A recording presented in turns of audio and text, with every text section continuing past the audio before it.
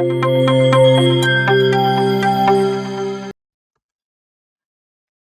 Friends, I hope आप सभी अच्छे होंगे।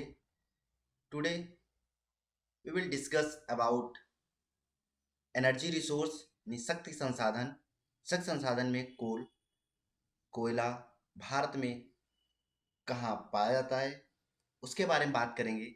लेकिन उससे पहले आप सभी को मेरा मेरी तरफ से बहुत बहुत धन्यवाद। आज मेरा कम्युनिटी ग्रुप ओपन हो गया है। अब हम आपको कुछ भी लेक्चर या कोई भी मोटिवेशनल या ए टू जेड जो भी इंफॉर्मेशन देनी होगी, हम कम्युनिटी ग्रुप के साथ आपसे कांटेक्ट या इंटरेक्ट कर सकते हैं। So thank you so much again. Then let's back to on the topic energy resource में कोल। अगर हम कोल की बात करें तो कोल भारत में कोयला शक्ति का सबसे प्रमुख साधन है। कुल अगर हम बात करें एनर्जी प्रोडक्शन में, कोल का योगदान 54% 54% है।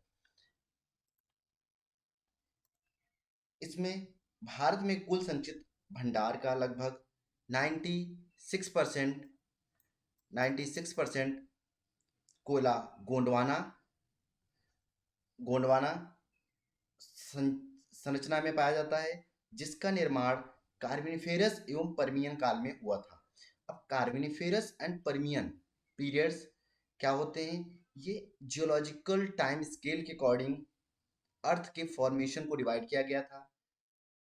कैसे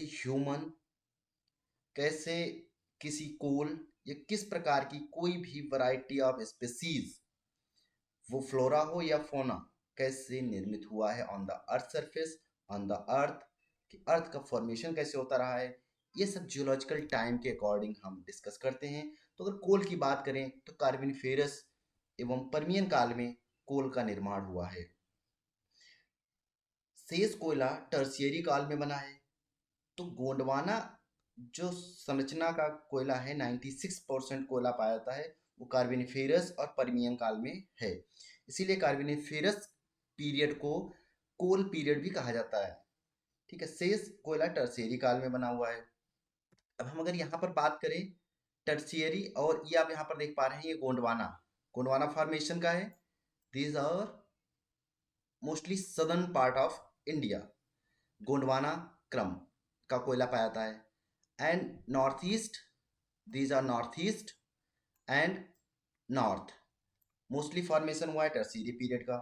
तो गोंडवाना में बात करें तो हम दामोदर, सोन, महानदी, गोदावरी और वर्धा, पेंच आदि नदी घाटियों में कोयला, ये सब नदी घाटियों में कोयला का निर्माण हुआ है।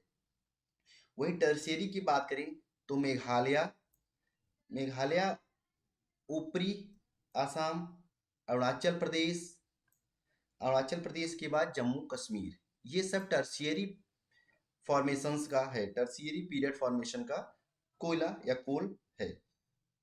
Let's back to the coal formation. Coal की उत्पत्ति कैसे होती है, इसके बारे में बात करेंगे। तो यहाँ पर आप एग्जैक्ट देख पा रहे होंगे, यहाँ पर एक लिखा है ये पीट, ये ये टाइप ऑफ कोल हैं। ठीक है, मेजर टाइप ऑफ कोल। तो peat, second lignite, then bituminous and anthracite. Anthracite is the top most, सबसे अच्छा हाई क्वालिटी कोयला है। इसमें जो कार्बन की अगर मात्रा की बात करें, CO2 की बात करें, तो CO2 इसमें 80% से 90% के बीच में पाया जाता है। इस प्रकार का कोयला मुख्य रूप से, इस प्रकार का कोयला कहाँ पाया जाता है? मुख्य रूप से जम्मू कश्मीर, दीजा जम्मू कश्मीर के रियांसी जिले, जम्मू के निकट में पाया जाता है पाया जाता है। अगर बात करें हम वही बिटुमिनस, सेकेंड टर्म का बिटुमिनस कोयला, तो यह मध्य श्रेणी का कोयला है। इसमें कार्बन की मात्रा की अगर हम बात करें तो 47 से 72% के बीच में CO2 पाया जाता है बिटुमिनस कोयला में। भारत का अधिकतर कोयला इसी श्रेणी का है। देन अगर हम बात करें लिग्नाइट, तो लिग्नाइट यह निम्न श्रेणी का कोयला निम्न श्रेणी में आता है। इसका रंग भूरा होता है। इसमें कार्बन की मात्रा की बात करें हम तो 30 to 50% के अप्रॉक्स पाया जाता है CO2। एंड देन हम बात करें, अगर ये भूरा होता है, यहाँ पर लिखा है ब्राउन कोल, इसे ब्राउन कोल भी लिग्नाइट को बोलते हैं हम लोग। ठीक है, लिग्नाइट कोल में अगर बात करें तो तमिलनाडु, राजस्थान, आसाम, कश्मीर, कश्मीर का करेवा क्षेत्र, अब करेवा एक टर्मिनोलॉजी है जो हम आपको शॉर्ट्स में बताएंगे, और गुजरात में पाया जाता है। वहीं पीट की बात करें, यह कोयला बनने की प्रमुख प्रक्रिया है। इसमें लकड़ी के अंश स्पष्ट रूप से दिखाई देते हैं, जैसे आप यहाँ पर देख सकते हैं। अब स्टार्ट बात करें तो formation according to time, peat first of formation, then lignite and bituminous और एंथ्रेसाइट। सबसे टॉप क्वालिटी एंथ्रेसाइट की होती है। अब हम बात करेंगे इसके डिस्ट्रीब्यूशन की, और ये सब होता है, अगर फॉर्मेशन डिपेंड करता है टाइम और हीट पे। ठीक है, अब हम बात करेंगे इसके डिस्ट्रीब्यूशन की। तो डिस्ट्रीब्यूशन में हम सबसे पहले पढ़ लेते हैं कि ये इसके कौन कौन से मेजर या प्रमुख कोयला उत्पादक क्षेत्र हैं। तो रानीगंज आता है पश्चिम बंगाल से। झरिया, बोकारो, कर्णपुरा, गिरिडीह, ये झारखंड की माइनिंग एरिया हैं। तो ये 4 फिर से एक बार रिवाइज कर लेंगे। झरिया, बोकारो, कर्णपुरा, गिरिडीह झारखंड से। देन अगर हम बात करेंगे यहाँ मध्य प्रदेश से, तो मध्य प्रदेश से 3 मेन हैं, उमरिया, सुहागपुर एंड सिंगरौली। ये 3 कोल माइनिंग एरिया हैं मध्य प्रदेश के। उड़ीसा में तालचेर एंड संभलपुर। आंध्र प्रदेश से बात करेंगे तो सिगरेनी यहाँ आंध्र प्रदेश से आती है ये माइनिंग, और आप यहाँ पर एक ये सिंगरौली, इसमें कंफ्यूज मत होइएगा, सिंगरौली मध्य प्रदेश का है एंड सिगरेनी आंध्र प्रदेश का है। वहीं महाराष्ट्र में अगर हम बात करें तो कोल माइन है चांदा और बलारपुर। राजस्थान का पलाना जो है राजस्थान की कोल माइनिंग है, मेजर कोल माइनिंग। तमिलनाडु से नेवेली तमिलनाडु की है, माकूम आसाम की है, और कोरबा फेमस कोल माइन है, कोयला उत्पादक क्षेत्र है जो कि छत्तीसगढ़ का है। ये कुछ प्रमुख कोल माइन हैं। अब इनको हम मैप पे समझेंगे, जिससे आपके लिए भी आसानी हो जाएगी और साथ में रिवाइज। इन सबसे पहले, अगर आप मैप पे समझने से पहले आप एक इंडिया का या तो आप आउटलाइन मैप बना लीजिए, या फिर आप मैप है तो आप वो मैप अपने साथ में रखिएगा, उसको फिल करते जाइएगा। और तो यहाँ पर हम बात करेंगे कि सबसे पहले हम जानेंगे रानीगंज पश्चिम बंगाल की। तो पश्चिम बंगाल की मैंने फिर से आपको बताया है कि हम यहाँ पर सिर्फ स्क्वायर शेप दे रहे हैं। ठीक है, आप अपने अकॉर्डिंग उसका फीचर देके, सिंबल देके आप उसका नाम नोट लिख सकते हैं। तो यहाँ पर है आपका रानीगंज जो कि मध्य प्रदेश सॉरी पश्चिम बंगाल की, रानीगंज पश्चिम बंगाल की कोल माइन है। वही हम सेकेंड कोल माइन की बात करें अगर, ये पश्चिम बंगाल से आती है। ये 10th और 12th लेवल के साथ साथ ऑल कॉम्पिटिटिव एग्जाम के लिए भी मेन होते हैं, क्योंकि ये जो डेटा है ये एनसीईआरटी बेस्ड डेटा है। वही हम झरिया, बोकारो, कर्णपुरा, गिरिडीह को बात करेंगे, तो झरिया जो कि झारखंड में आती है ये, तो इसमें हम बात करेंगे, यहाँ पर आपका ये रीजन झरिया में आता है। ये रीजन झरिया का हो गया। फिर उसके बाद झरिया, कर्णपुरा के साथ इसमें बोकारो मिड में अप्रॉक्स रहता है, तो ये रीजन बोकारो में आ जाता है। झरिया, बोकारो, झरिया, कर्णपुरा, बोकारो एंड गिरिडीह झरिया के जस्ट अबव साइड में होता है झरिया के, ठीक है, वो है गिरिडीह।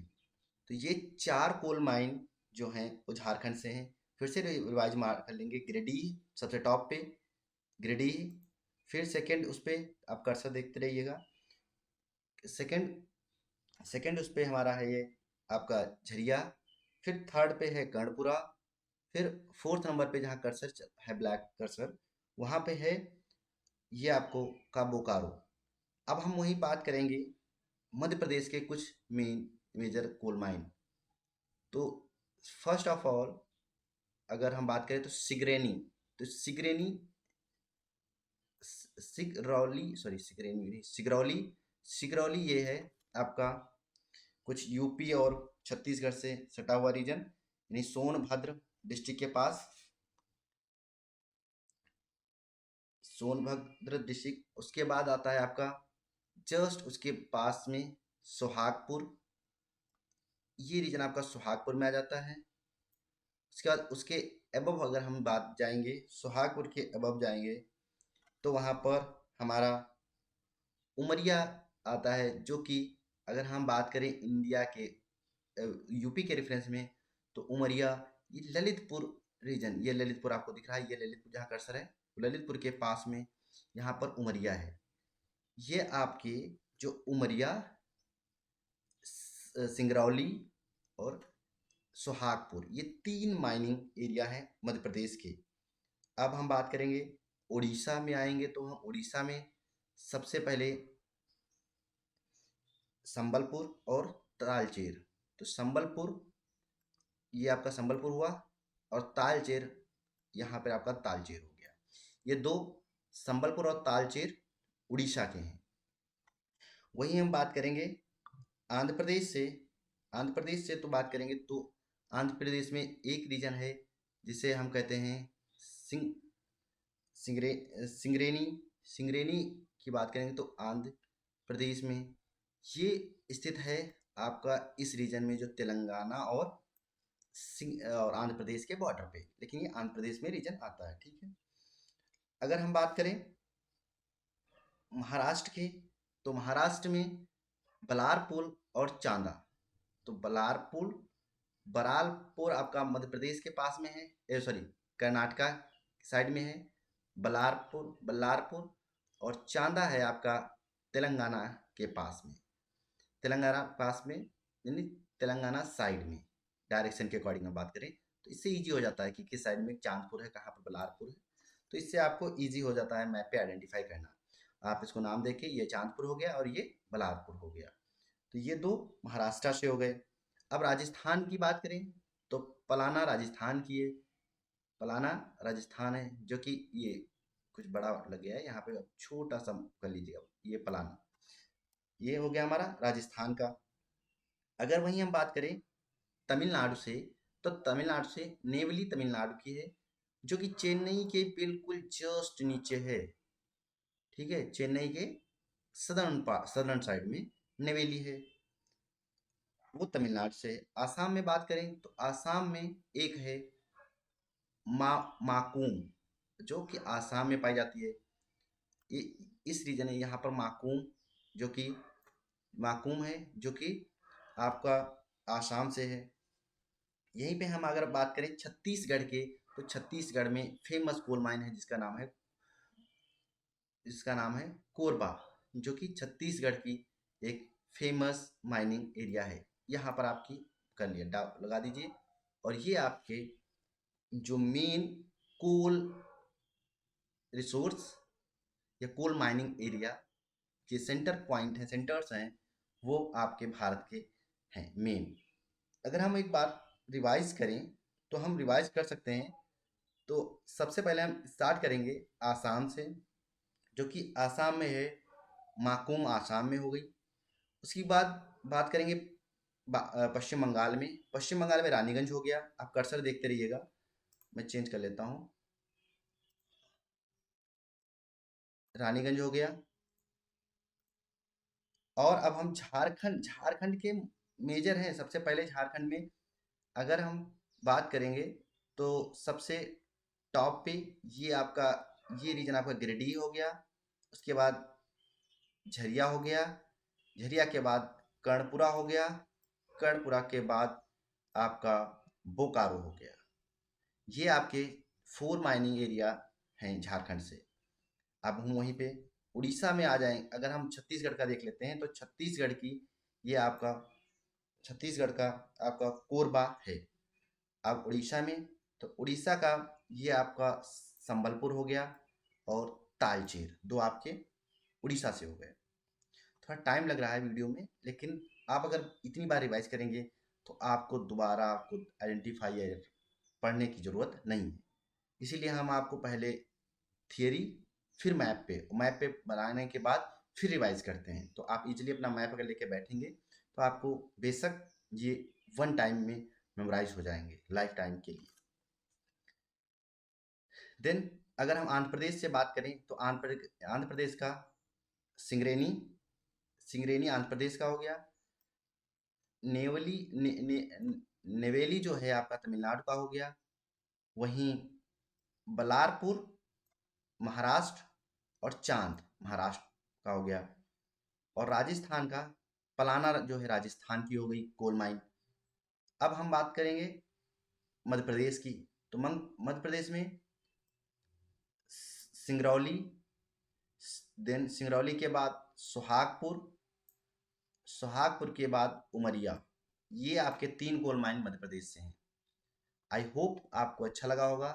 प्लीज़ कमेंट बॉक्स में आप बताइए कि आपको ये वीडियो कैसा लगा। Thank you so much. और आप इसे ज़्यादा से ज़्यादा शेयर कीजिए। जैसे आज हमारा कम्युनिटी ग्रुप ओपन हो गया है, इसी तरह आप अपना जो प्यार और आपकी कंसिस्टेंसी, आपका एक लाइक हमारे लिए बेहद महत्वपूर्ण है। Thank you so much again.